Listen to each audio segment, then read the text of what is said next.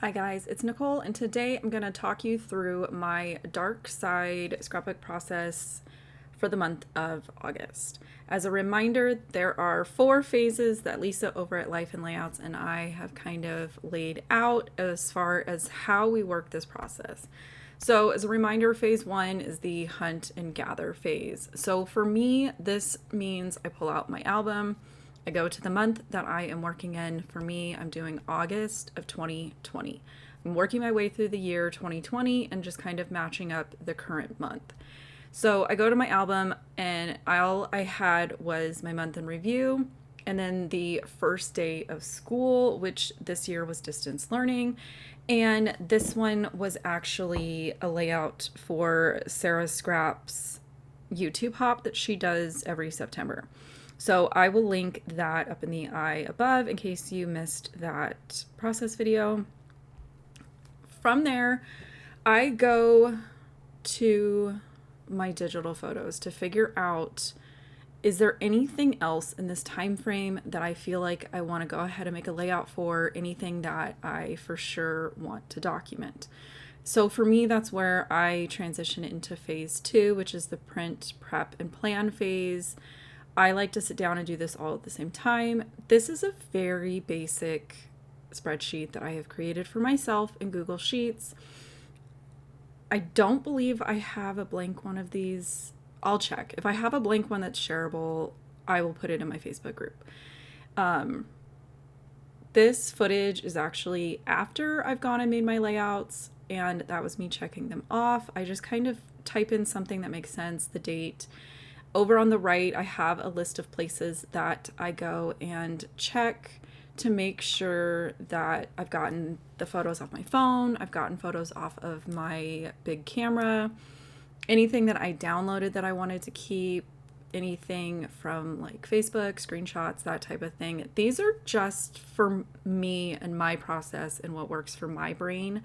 This is not anything that I recommend doing. Lisa showed in one of her videos that she uses this little 3 dot to get to her photos on Facebook. I just go down here and use this little filter option. I find the year, I find the month, and this is going to pull up all the posts that I had for this time period.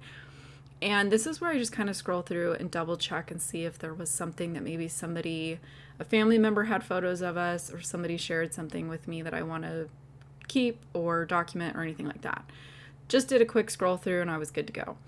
At this point, I'm ready to move on to phase 3, which is the create phase. This is where all of the planning kind of gets implemented. I ended up finding 3 layouts that I wanted to do in order to have my August 2020 be complete. These first 2, the videos are not posted yet when you're watching this. They will be up shortly. This pencil one is actually part of Sarah Scrap's school hop for this year, 2024. And the following one, I think I just put in some footage of me making Dickers. This is my pancake breakfast layout. I will post it in the eye above here. This one is live and ready to go. This was my layout for the SCT magazine class.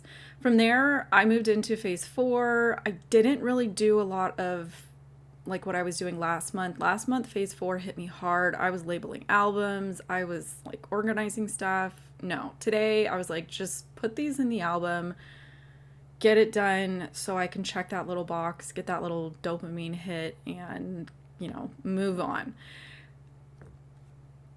For me, it's definitely becoming more of a routine to go through these 4 phases, so I am enjoying that. But from month to month, I'm finding myself kind of enjoying one phase more than the other. Last month, phase 4 was just really hitting the mood. This month, I think it was more phase 3.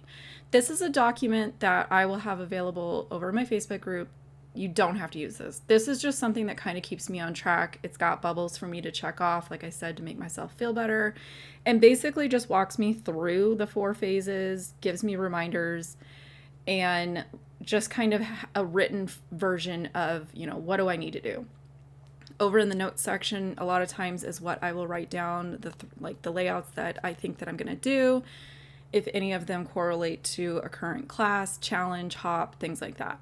This is my Facebook group where I've got some dark side content in. Lisa just started her Facebook group. Go join it. I think we're going to kind of split up the discussion threads, and one of us will have like a beginning of the month discussion thread, and one of us will have like an end of the month discussion thread where we can kind of, discuss in written form what's working for us, share photos of our process, and that type of thing. Personally, I really enjoy seeing what you guys are working on if you're playing along with Darkside. And you don't necessarily have to do it like I'm doing it and Lisa's doing it, where we're working through the 4 phases all within the month. Maybe you just want to focus on photo organizing, or you want to just organize your enamel dots, or just something kind of simple, but you have designated like something that you want to work on for the month that you've been avoiding and is your dark side.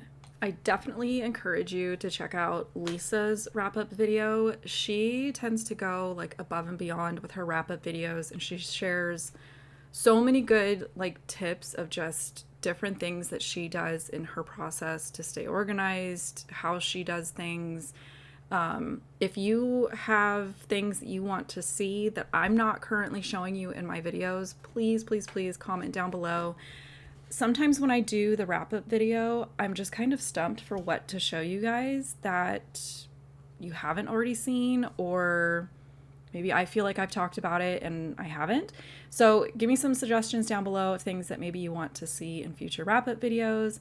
With that, I'm going to leave you guys here with a subscribe button if you haven't already.